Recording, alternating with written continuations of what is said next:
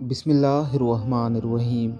اماں دیکھ لو میں کب سے گھر آیا ہوں، بھوک سے برا حال ہے، ابھی تک کھانا گرم کر کے نہیں لائی آپ کی لاڈلی۔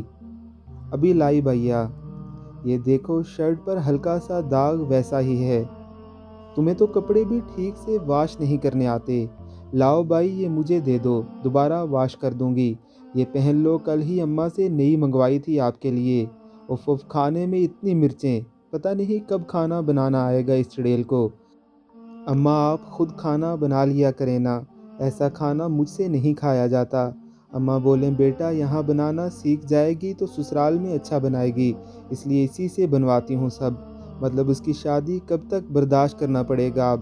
اماں مجھے گھورنے لگی، پتہ ہی نہیں چلا کب وقت گزر گیا اور اس چڑیل کی شادی کا دن آ گیا۔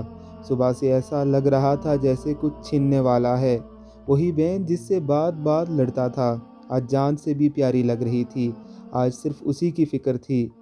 پھر رخصتی کے ٹائم خود کو بچوں کی طرح روتے دیکھا، یوں لگ رہا تھا دنیا لٹ گئی ہو، ہر وقت بہنوں سے لڑ لڑ کر، مگر جب یہ وقت آتے ہیں جیسے جسم سے جان ہی نکل جاتی ہے۔